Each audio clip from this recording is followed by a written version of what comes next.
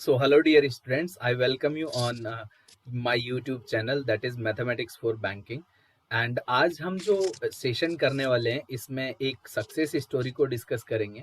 हमारे जितने भी स्टूडेंट्स हैं उनके लिए ये हमेशा बेनिफिशियल रहेगा। जो भी एक्सपीरियंस इस बच्चे का रहा है, अंकन ने अभी एसबीआई जूनियर एसोसिएट का एग्ज़ाम क्लियर किया है और इसने ज्वाइन भी कर लिया है।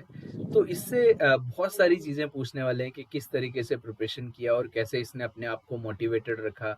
एक आध बार एग्ज़ाम में मेंस में फेल हुआ तो how he felt at that moment of time. So, Ankan, please tell something about yourself. Hello friends, my name is Ankan Chaudhary. I belong from Malda district of West Bengal and currently I am working as a junior associate in SBI. Okay. So, कुछ questions होते हैं हमेशा दिमाग में student के, वो एक एक करके मैं आपसे क्वेश्चंस पूछने वाला हूँ। सो देखिए, सबसे पहला जो क्वेश्चन दिमाग में आता है ना स्टूडेंट्स के, वो ये है कि when you have started your preparation and how you thought of bank preparation, कि आपने बैंक प्रिपरेशन का प्रिपरेशन करना क्यों चाहा और कब स्टार्ट किया? सर पहले तो मैं ये बताना चाहूंगा कि मैं पहले सीजीएल के लिए प्रिपरेशन कर रहा था, लेकिन सीजीएल का जो प्रोसेस है वो 3-4-5 साल भी लग सकता है, तो इसलिए मैंने सोचा कि पहले कोई एक जॉब ले लेता हूँ, उसके साथ ही प्रिपरेशन कर लूंगा सीजीएल का भी। और बैंक का जो प्रोसेस है वो हार्डली 7-8 महीने में खत्म हो जाता है, तो इसलिए मैंने पहले बैंकिंग के लिए सोचा कि पहले बैंकिंग में कोई एक जॉब ले लेता हूँ, तो ऐसे ही मैं बैंकिंग में स्विच हो गया। फिर सीजीएल का मैं प्रिपरेशन अभी भी कर रहा हूँ, उसके साथ बैंक का नौकरी भी। Okay, that's good. कि तो आप ये कहना चाह रहे हो कि आपने बैंक का प्रिपरेशन इसलिए किया कि जल्दी से जॉब मिल जाएगा और साथ साथ में मैं अपना सीजीएल का प्रिपरेशन करता रहूंगा, राइट? तो बैंकिंग का पहला एग्जाम कब दिया, कैसे, मतलब कब एग्जाम दिया और उसका रिजल्ट क्या रहा? आप क्या कर रहे थे, मतलब एग्जाम देते टाइम आपने क्या सोचा था कि एग्जाम क्लियर होगा नहीं होगा, कोई थॉट प्रोसेस रहा दिमाग में? सर मेरा जब एकेडमिक कोर्स जब चल रहा था, मास्टर्स चल रहा था, मैंने तभी से स्टार्ट कर दिया था बैंकिंग एग्जाम्स के लिए। मतलब मेरा कुछ भी प्रिपरेशन तभी नहीं था, मैं सिर्फ एग्जाम हॉल में जाता था, जो भी मुझे आता था वो सब मैं करके चला आता था। तो मेरे पापा यही कहते थे कि बेटा जाओ, जो भी हो बस एक्सपीरियंस गैदर करो, एग्जाम हॉल का जो एक्सपीरियंस है वो गैदर करो। तो 3-4 एग्जाम्स तो मैंने बिना प्रिपरेशन के ही दिया मास्टर्स चलते चलते। तो वो तो मैं सर काउंट नहीं करूंगा। तो उसके बाद जब एक्सपीरियंस गैदर हो गया कि ऐसे ऐसे क्वेश्चंस आते हैं, तो रीजनिंग ऐसा आता है, मैथ ऐसा आता है, तो उसके बाद मैंने प्रिपरेशन शुरू किया। तो प्रिपरेशन लेने के बाद पहला मेरा एग्जाम था LIC असिस्टेंट, जो 2019 में आया था, तो उसका मैंने प्री निकाल लिया। लेकिन मेंस में जाकर मैं फेल हो गया, तो वही मेरा फर्स्ट फेलियर था। और उसके बाद SBI जूनियर एसोसिएट जो 2-3 महीने LIC असिस्टेंट के 2-3 महीने बाद आया, तो मैं वो फॉर्म मैंने फिलअप कर दिया, तो उसके बाद तो इसमें मेरा सिलेक्शन हो गया। एक और जो स्टूडेंट के ना दिमाग में हमेशा आता है, क्योंकि प्री बहुत सारे लोग क्लियर करते हैं, बट मेंस क्लियर करने के लिए ना कम सीट्स रह जाती हैं, मेंस में कम लोगों का सिलेक्शन होता है। तो इस फेलियर से तुमने कैसे डील किया? कि लाइक कई बार होता है ना कि यार ऐसे लगता है पढ़ना छोड़ देते हैं, यार बहुत ज्यादा टफ कंपटीशन है, मैंने इतनी पढ़ाई की थी फिर भी नहीं हुआ, तो इससे कैसे डील किया? नहीं सर, देखिए सर, मेरे एक्सपीरियंस जो था प्री एग्जाम, मैंने जो भी दिया एग्जाम, तो उसमें मुझे यही एक्सपीरियंस हुआ कि प्री में सिर्फ आपका सिर्फ स्पीड देखा जाता है कि आप कितने कम टाइम में कितने क्वेश्चंस आप वहां पर सही करके आते हो, ये देखा जाता है। लेकिन मेंस में आपका जो डेप्थ का नॉलेज है वो चेक किया जाता है कि मतलब मेंस में 200 क्वेश्चन आए, तो फिर आप 150 क्वेश्चन भी अगर करके आए, तो भी आपका अगर एक्यूरेसी नहीं रहा, तो कोई गारंटी नहीं है कि आप सिलेक्शन ले पाओगे। लेकिन वहां पर अगर आप 100 क्वेश्चंस भी करके आते हो 200 में से, अगर आपका एक्यूरेसी 85% 90% है, तो गारंटेड है कि आप सिलेक्शन वहां पर क्रैक कर जाओगे एग्जाम। तो मेंस में यही होता है कि मेंस में आपका डेप्थ चेक किया जाता है कि आप मतलब वो चीज कितना डेप्थ से आपको पता है। और प्री में इजी होता है थोड़ा, मतलब अच्छा, मतलब उतना टफ नहीं होता, लेकिन स्पीड चेक किया जाता है कि आप कितने कम टाइम में कितने क्वेश्चंस अटेम्प्ट कर पाते हो, यही डिफरेंस है। तो मेंस मैं ये पूछ रहा था कि जैसे आप ना ये एक एग्जाम में फेल हुए, मेंस वाले एग्जाम में, तो इस फेलियर को कैसे टेकल किया? सर मैं ये बताना चाहूंगा कि मेरे पापा अभी एलआईसी में है। He is okay. Currently working in LIC. तो हाँ मेरा हाँ। भी बचपन से एक ड्रीम था कि मैं भी अपने पापा के साथ एक ही ऑफिस में काम पे जाऊंगा। मतलब अच्छा, ये एक ड्रीम वाह। ड्रीम था। तो मतलब एलआईसी में फेल हो गया तो बहुत डिमोटिवेटेड हो गया कि चलो ये ड्रीम तो हो गया। तो उसके हाँ बाद मैंने पापा से बात किया कि तो पापा ने बताया कि बेटा नहीं, प्रिपरेशन चालू रखो। तुम्हारा सीजीएल भी, अगर प्रिपरेशन चालू रहेगा सीजीएल भी होगा, बैंक भी होगा, प्रिपरेशन चालू रखो, डिमोटिवेटेड कभी मत होना। तो सर मैंने आपसे भी फोन पर बात किया तो आपने भी मुझे समझाया कि हाँ, कैसे एक वो बार प्रिपरेशन कॉल किया था हाँ तुमने। हाँ। तो आपने जो बताया था उसका बहुत इफेक्ट हुआ था मुझ पर। तो मैंने ओके। प्रिपरेशन कभी नहीं छोड़ा। मैंने दिमाग में यही था कि बैंक में अगर मैं घुस भी जाऊं तो कभी हम्म। अगर मुझे चांस मिले मैं फिर एलआईसी ज्वाइन कर सकता हूँ। अगर मैं फ्यूचर में ओके। एलआईसी अगर असिस्टेंट, अगर एलआईसी डबल ए कुछ भी अगर वैकेंसी आता है, हाँ हाँ। अगर और मैं सिलेक्ट हो जाता हूँ तो मैं अपने पापा के साथ एक ही इंस्टीट्यूशन में काम कर सकूंगा। ये मेरे ओके दिमाग में था। ओके और ओके। सीजीएल तो ड्रीम जॉब है ही सर, उसका तो बात ही नहीं। राइट, तो उसका प्रिपरेशन तुम्हारा अभी भी साथ में चल ही रहा है। अभी भी चल रहा है, मतलब पहले जैसा होता था वैसा नहीं, मतलब थोड़ा बहुत चल रहा है क्योंकि हाँ, बट बैंक अभी से घर अभी आने जॉब में। कर रहे हो तो हाँ थोड़ा हाँ, कम थोड़ा टाइम मिल रहा है। कम टाइम बट मिल हाँ, रहा है। हाँ जैसे जैसे जॉब के साथ एडजस्ट कर जाओगे तो फिर आप ज्यादा हाँ टाइम दे वो पाओगे। हाँ वो तो हाँ मेन वो हो फोकस जाएगा। अभी भी सीजीएल ही है। जॉब तो अभी भी लाइक सीजीएल ही है। पार्ट टाइम चल रहा है। हाँ पार्ट टाइम, राइट अगर एसबीआई पीओ आ गया और भी फ्यूचर में कुछ आया तो ये मैं स्विच कर लूंगा उसके साथ। राइट अगर राइट एलआईसी में राइट लग गया तो स्विच कर लूंगा। राइट। और एक और क्वेश्चन है कि आपने कहाँ से पढ़ाई स्टार्ट करी, और आपको कहाँ से बेस्ट मटेरियल प्रोवाइड हुआ, और जैसे होता है ना कि बहुत सारे यूट्यूब चैनल्स हैं, आपने कहाँ कहाँ पर जाके हाँ हाँ पढ़ाई हाँ। की, और तुम्हारा एक्सपीरियंस उनके साथ क्या रहा, तो वो सारी चीजें एक बार बता सकते हो स्टूडेंट्स को। सर मेरा जब बैंकिंग में कुछ एक्सपीरियंस ही नहीं था तो मुझे हाँ मतलब यूट्यूब पर ही मैं सब सर्च करके पढ़ता था। हाँ हाँ। जस्ट बिगिनर की तरह, मतलब मुझे कुछ भी नहीं पता है उस टॉपिक पर। बहुत सारे टीचर्स हैं, बहुत सारे लेक्चर्स में थोड़ा बहुत मैं देखते देखते देखते बेसिक मैंने यूट्यूब से ही क्लियर किया। हाँ। उसके बाद जो मेंस मैंने, मतलब यूट्यूब पर मैंने आईबीपीएस गाइड जो भी गाइडली हो गया, गाइडली हम्म। चैनल्स मैंने फॉलो किया, अन अकेडमी को मैंने फॉलो किया, अड्डा हम्म। 247 को फॉलो किया। मेनली हम्म। यही तीनों चैनल्स थे। वाह। इस तीन चैनल से मैंने बेसिक क्लियर किया। Okay okay. गुड।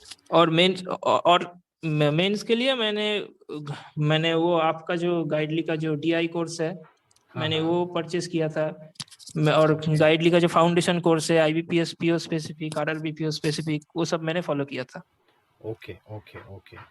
सो तुमने 3 चैनल से पढ़ाई की, यहाँ पर गाइडली हाँ आता मतलब है, अन अकेडमी, मेनली ये तीन अलग-अलग चैनल्स। टीचर्स हाँ से पढ़ा, और जब हाँ हाँ हाँ। एक पेड कोर्स ले लिया तो तुमने मेरे बहुत सारे कोर्सेज देखे, राइट?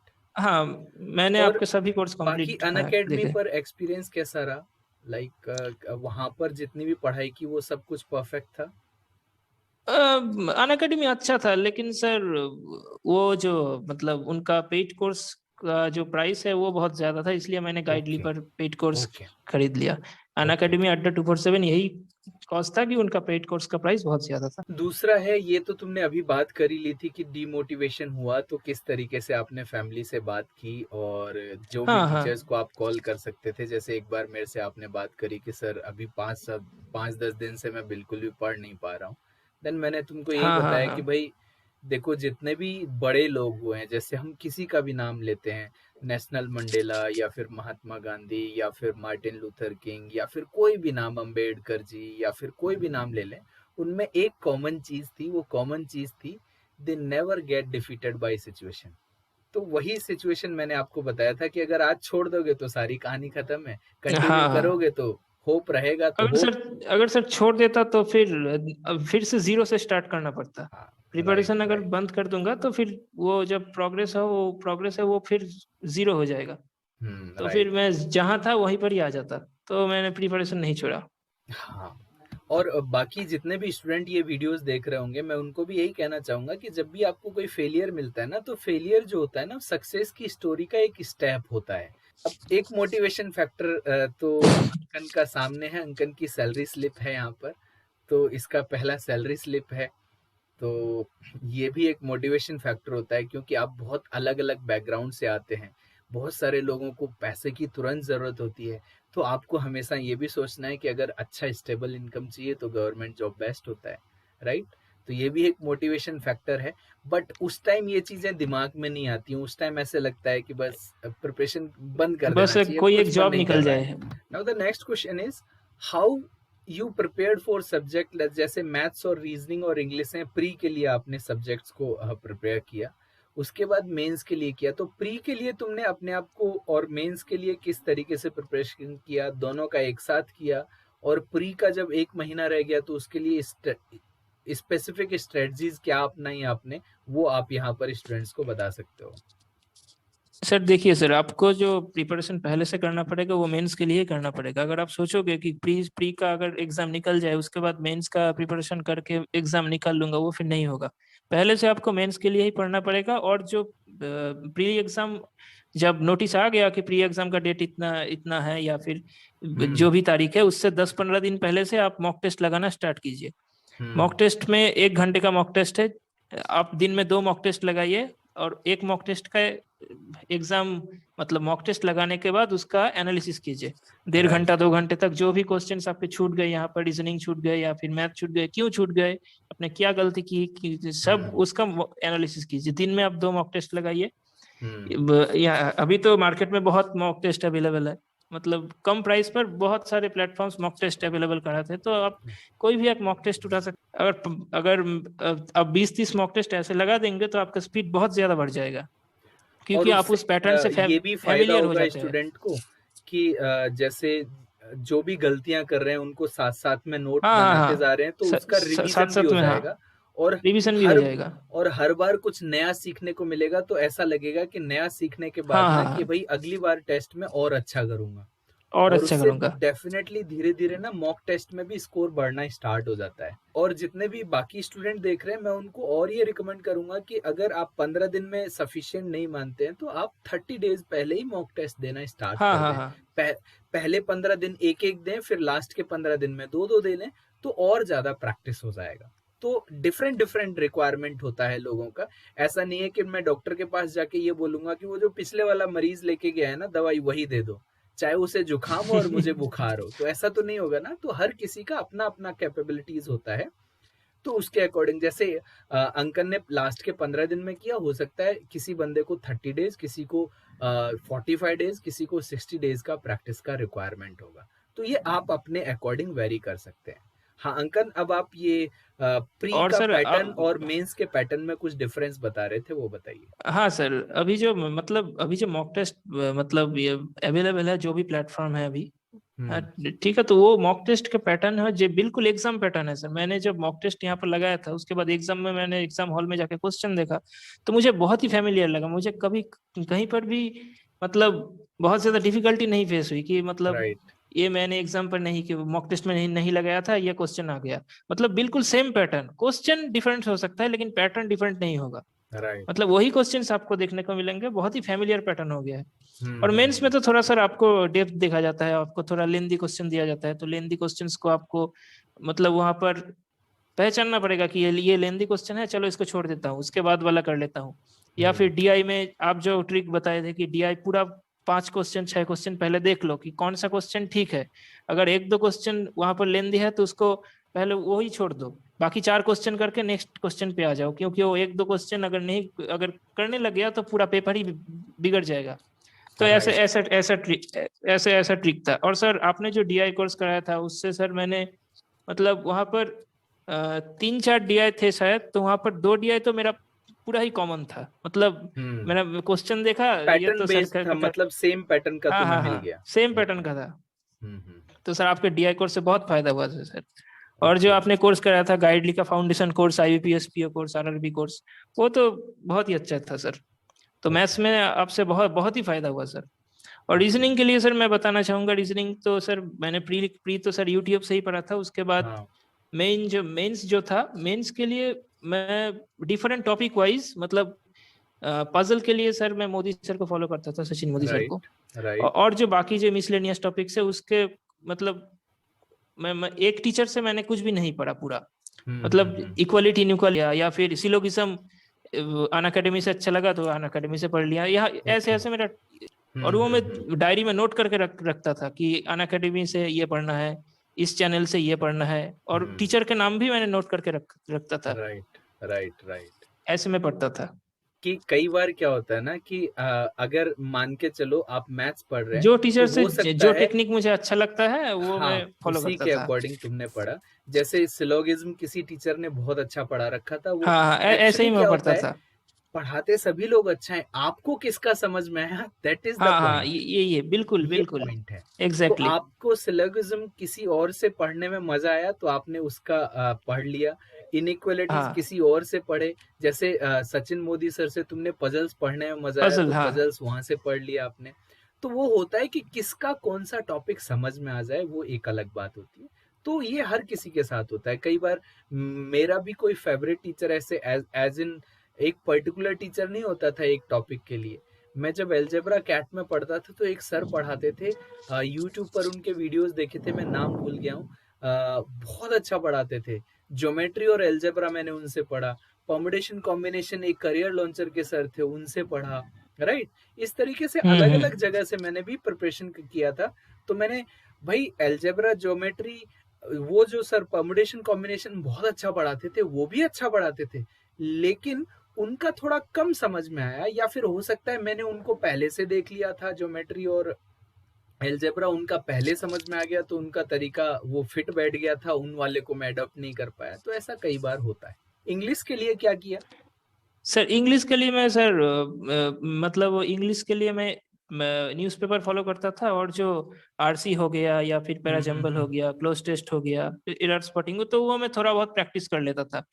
और बुक्स, और सर बुक्स में बताना चाहूंगा कि बुक्स जो गाइडली के आपके जो कोर्सेज थे, मतलब आपके जो मैथ्स के जो कोर्सेज थे, उसमें जो पीडीएफ्स आते थे वो मैं प्रैक्टिस करता था। उसके साथ अड्डा का जो एस क्वांटेक बुक है वो मैं प्रैक्टिस करता था। और रीजनिंग के लिए जो मतलब पीडीएफ्स आते थे वही मैं प्रैक्टिस करता था, और एस रीजनिंग। और और इंग्लिश मैं के लिए और कहीं से कुछ पीडीएफ वगैरह डाउनलोड किए कहीं से? नहीं नहीं नहीं सर, इंग्लिश सर मेरा इतना टारगेट था कि इंग्लिश में कट ऑफ क्लियर कर लूंगा बस। इंग्लिश में मैंने बहुत ज्यादा प्रेशर नहीं दिया। और एसबीआई सर जूनियर एसोसिएट में मतलब सेक्शनल कट ऑफ नहीं होता है। हाँ मतलब हाँ हाँ। वहां पर आपको पूरा क्लियर करना पड़ता है। तो ये एक फायदा था कि मेरा इंग्लिश में अगर 2-3 नंबर कम भी आ जाए तो वो मैं मैथ से या रीजनिंग से कवर कर लूंगा। ओके, तो आपने एक स्ट्रेटजी बना के चले कि भाई इंग्लिश मेरा उतना अच्छा नहीं है, तो मैं इंग्लिश पर केवल उतना ही फोकस करूंगा और उसका जो टाइम है वो बाकी दो जगह पर यूटिलाइज हाँ करके अच्छे मार्क्स लेके आ सकता हूँ। हाँ हाँ राइट। हाँ।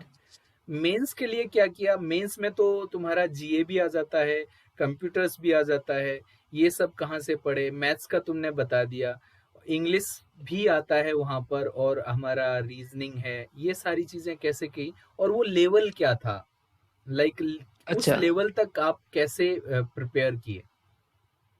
अच्छा सर, मेंस में जनरल अवेयरनेस के लिए मैं बताना चाहूंगा। मेंस में सिर्फ जनरल अवेयरनेस आता है, जी आता है, कंप्यूटर नहीं हाँ आता हाँ। है। कंप्यूटर सर आरआरबी पीओ में आता है। तो ओके ओके जनरल अवेयरनेस के लिए सर मैं दो प्लेटफॉर्म फॉलो करता था। एक था तो से ऑलिव बोर्ड का बोल्ट हो गया। ओके। बोल्ट का जो पीडीएफ्स होता है, मंथली पीडीएफ्स, वो मैं फॉलो करता था। और कपिल कटवाल सर जो है अन अकेडमी के, मैं उनसे पढ़ता था। ये दोनों सोर्सेस थे मेरे। और ओके मैं डायरी में नोट करके रखता था ओके ओके जो भी न्यूज़पेपर से इंपॉर्टेंट टॉपिक हो गए, या फिर कुछ में मेरा मुझे लगा कि ये इंपॉर्टेंट एग्जाम में आ सकता है, तो वो मैं डायरी में नोट करके रखता था। बस ओके। ऐसे ही मैंने जनरल अवेयरनेस किया। और मैथ्स के लिए तो सर मैंने आप बताया कि आप मैथ्स के लिए मैंने सिर्फ आपको ही फॉलो किया सर।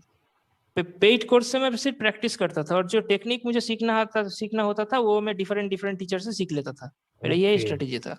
पेड ओके कोर्स में ओके। जो पीडीएफ्स होता है उससे सिर्फ मैं प्रैक्टिस करता था, और टेक्निक्स में यूट्यूब से बहुत सारे टीचर्स हैं उनसे मैं सीख लेता था। ऐसे में रीजनिंग का मतलब स्ट्रेटेजी था। मैथ्स का जो प्री और मेंस का जो सिलेबस है और जो डिफिकल्टी लेवल है वो बहुत वेरी करता है।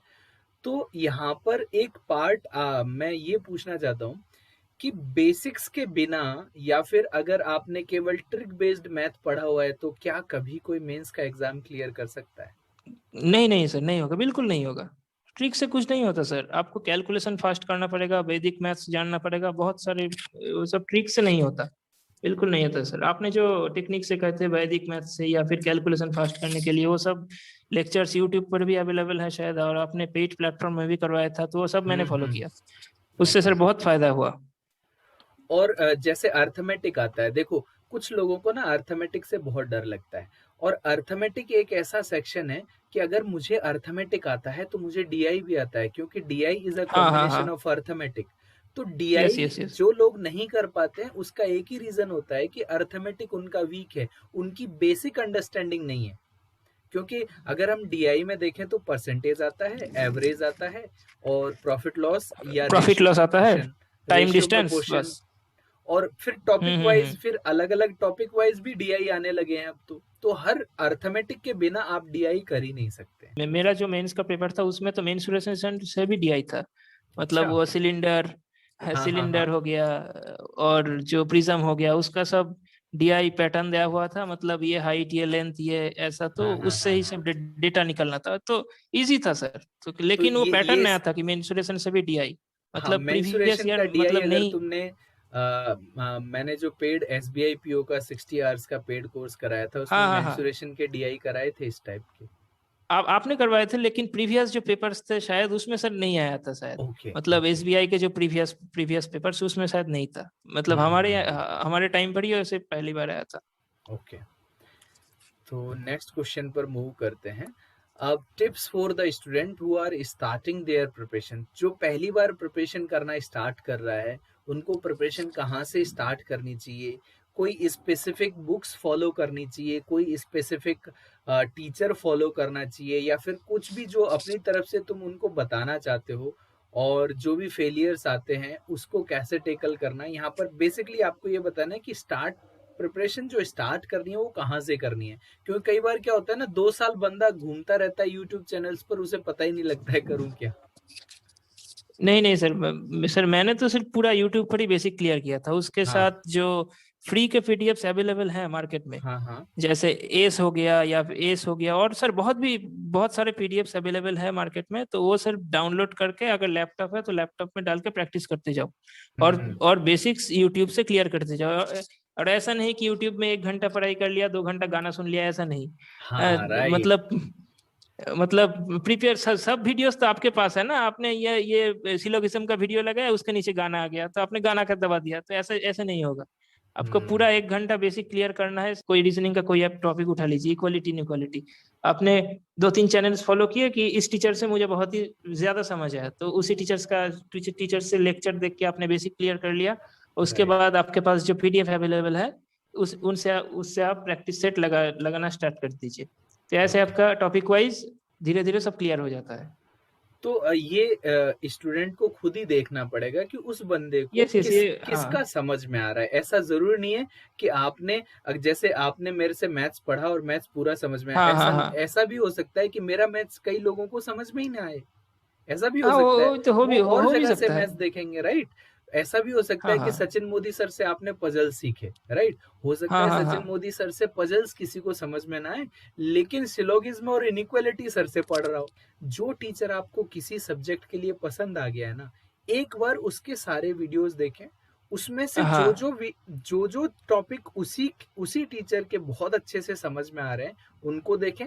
फिर दूसरा टीचर कंसल्ट करें, और फिर तीसरा, 3 टीचर से ज्यादा ना जाए, नहीं तो फिर 1000 टीचर हैं। आप हाँ। एक नहीं तो टॉपिक को ना वो 1000 जगह एक देखोगे तब टॉपिक, तक 20 बार एग्जाम हो चुका होगा।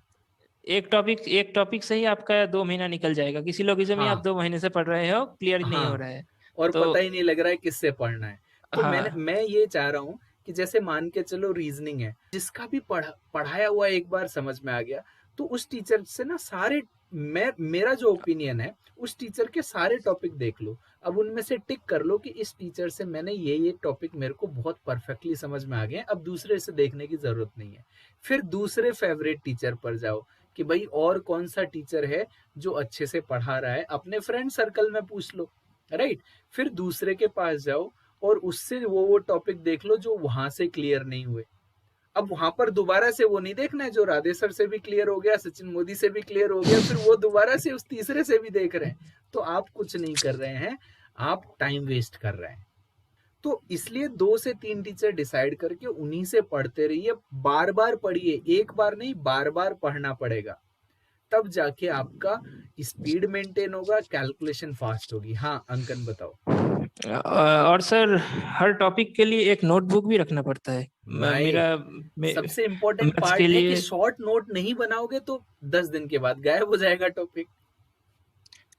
क्योंकि सब चीज में कुछ कुछ एक्सेप्शंस होता है या फिर कुछ कुछ रूल होता है, तो वो सब नोट करना पड़ता है कि मतलब यहाँ पर एक्सेप्शन होता है और यहाँ पर कुछ और होता है, तो ऐसे ऐसे नोट करना पड़ता है टॉपिक वाइज। तो मैंने तो यही राइट। किया था।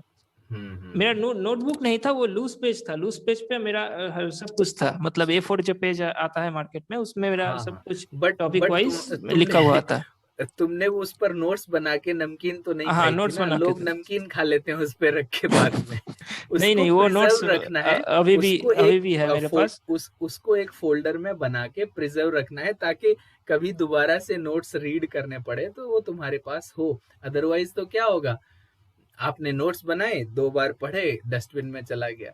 फिर आप 10 दिन बाद वो टॉपिक भूल गए, फिर आप खोज रहे हैं कि मैंने क्या पढ़ा था क्या नहीं पढ़ा था, तो फिर से टाइम वेस्ट हो जाएगा।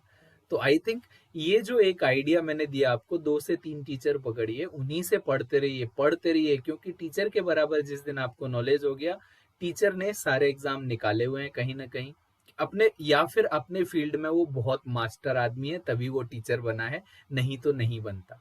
ऐसा मत सोचो। ये जितने भी टीचर्स आपको यूट्यूब पर, जहां पर भी कोई भी टीचर कम्युनिटी है, वो अपने फील्ड में माहिर हैं, इसीलिए वो पढ़ा रहे हैं, इसीलिए वो एग्जिस्ट करते हैं। और सर आपसे पढ़ने का फायदा ये होता था कि आपका जो मतलब कंटेंट होता है वो सब सब कुछ मिलाकर होता है। बैंकिंग के लिए भी होता है, CGL के लिए भी होता है, CHSL के लिए भी होता है। लेकिन मतलब आपका जो मैथ्स का, मैंने अगर एक लेक्चर देख लिया पूरा, तो ऐसा नहीं है कि मेरा सिर्फ बैंकिंग में फायदा हुआ, उससे मुझे हर एग्जाम का फायदा हो गया। मतलब आपका कंटेंट इतना बेहतर होता है। ओके। मैंने बहुत सारे टीचर्स को फॉलो किया, लेकिन आपका कंटेंट जो है बहुत ही मतलब एग्जाम ओरिएंटेड है और सब एग्जाम्स के लिए फायदेमंद है। ऐसा नहीं है ओके। कि बैंकिंग के लिए कंटेंट है तो सिर्फ बैंकिंग के लिए वो चीज आपको यूजफुल है। सब कुछ के लिए, सब हाँ, एग्जाम्स राइट के लिए वो चीज। राइट। मेरा भी मानना यही है कि यार, अगर देखो, अर्थमेटिक जो है बैंकिंग में भी है, एसएससी में भी है।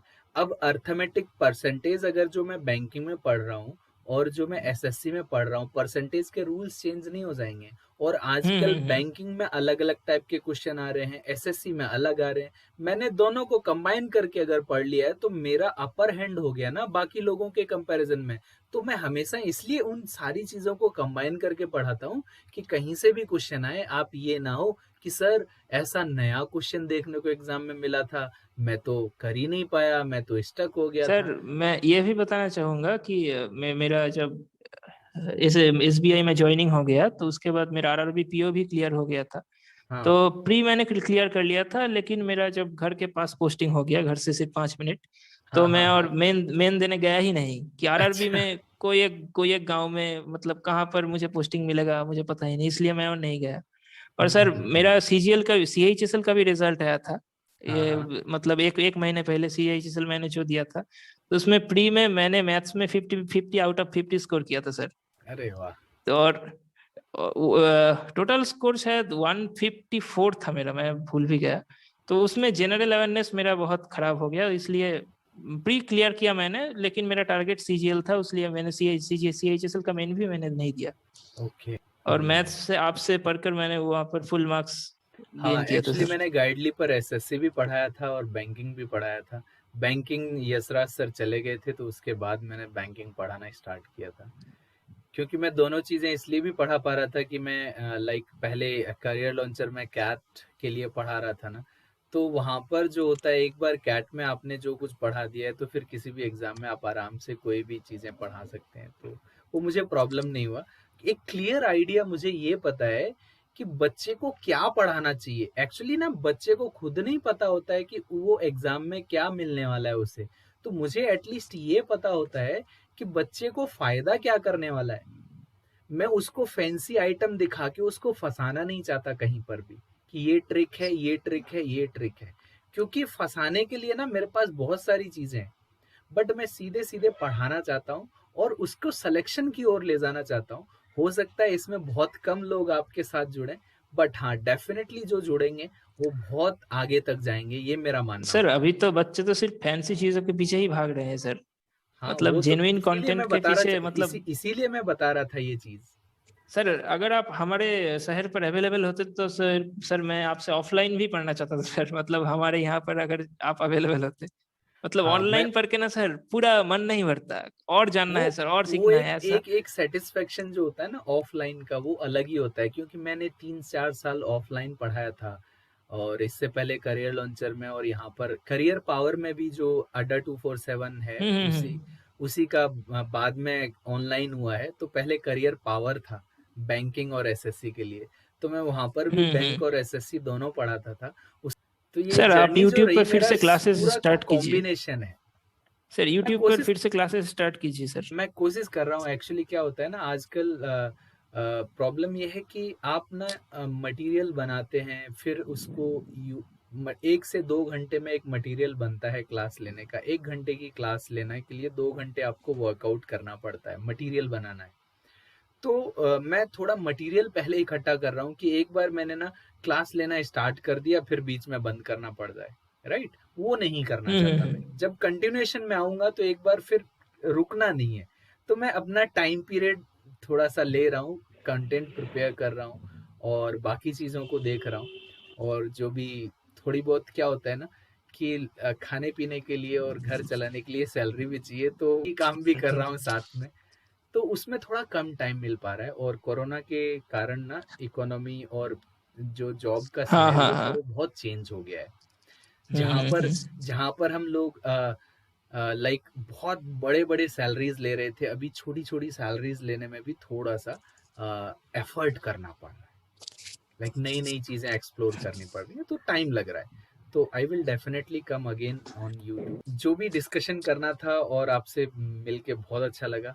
और सबसे अच्छा लगा कि आप अब आप अपने पैरों पर खड़े हो, और आपकी सैलरी स्लिप देख के ना मुझे बहुत अच्छा लगा। बंदा कमाने लग गया है ना, तो लाइक एक thought thank you process sir. होता है। लाइक उसको ना एक एक अलग अलग लेवल से मैं जज करता हूँ कि यार अब वो है ना अपने माँ बाप की सेवा कर सकता है। क्योंकि जब आपके पास कुछ नहीं है तो माँ बाप के लिए आप कुछ कर नहीं सकते, हम्म। राइट? तो वो एक लेवल जो अलग सेटिस्फेक्शन होता है, वही लेवल ऑफ सर उस टाइम सेटिस्फेक्शन पर मैं हर स्टूडेंट मम्मी में पापा देखना ने चाहता हूँ।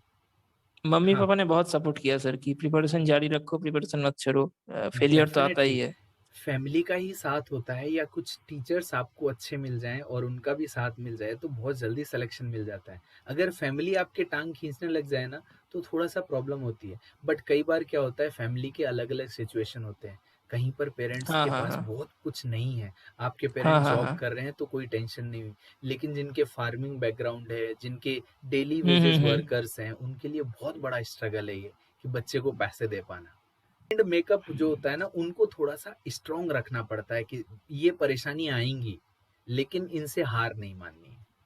हाँ बोलो। और सर आपने जिस तरह से ख्याल रखा, मतलब बहुत सारे टीचर्स होते हैं कि पेड कंटेंट लेने के बाद स्टूडेंट्स को भूल जाते हैं, लेकिन सर आपने फोन करके ख्याल रखते हैं सर कि क्यों नहीं क्लासेस कर रहे हो, प्रिपरेशन कैसा है। सब सर बहुत मोटिवेटेड फील होता था कि सर मुझे फोन करके सर मेरा हाल एक्चुअली चाल क्या पूछ होता रहे है हैं ना, सर। तो अगर हम्म। एक फोन करने से आपके अगर बंदे का थॉट प्रोसेस चेंज हो सकता है, तो I should take an effort for that. तो मैं मुझे लगता है कि ये मेरा जिम्मेदारी है कि एटलीस्ट जो लोग आपसे 4 साल से 2 साल से 6 महीने से पढ़ रहे हैं, एक कॉल तो फिर 2 मिनट की ही तो बात है। सर तो बहुत यही। मोटिवेट मिलता था सर, आपका मोटिवेशन मिलता था सर आपके फोन की वजह से, ठीक है। कि सर ने फोन करके पूछा, बहुत अच्छा लगता था। नहीं, तो मैं फिर बहुत सारे लोगों तो को फिर से। देखो यहाँ पर मैं कहूँगा कि मैं जैसे सत्यम है, या फिर निरंजन, अभिजीत, देव माल्या और सोनिया, और ये बहुत सारे लोग हैं जिनसे मैं कांस्टेंट टच में रहता हूँ, जो कांस्टेंट मेरे टच में रहे हैं अभी तक लोग। और मैं हमेशा उनको मोटिवेट करता हूँ। कार्तिक है, या फिर संजना है, बहुत सारे लोग हैं जो थोड़ी सी डिफिकल्ट सिचुएशन में है। Definitely they can do better, क्योंकि उनका नॉलेज बहुत अच्छा हाँ है। हाँ। अब हो सकता है कि भाई कई सर हमारे लोगों में चैनल ना। पे जितने भी रेगुलर कैंडिडेट्स हैं सब बढ़िया है, सब अच्छे हैं सर। हाँ, मतलब हमारे। वही वही इसीलिए उनसे पर्सनल टच बनता है। सो चलिए आज का सेशन यहीं खत्म करते हैं। Thank you so much for your okay precious sir. Time. और बच्चों को इससे बहुत हेल्प मिलने वाली है। So thank you so much Ankan. Bye bye okay and sir, take care. Thank you. Okay sir, good afternoon sir. Good afternoon.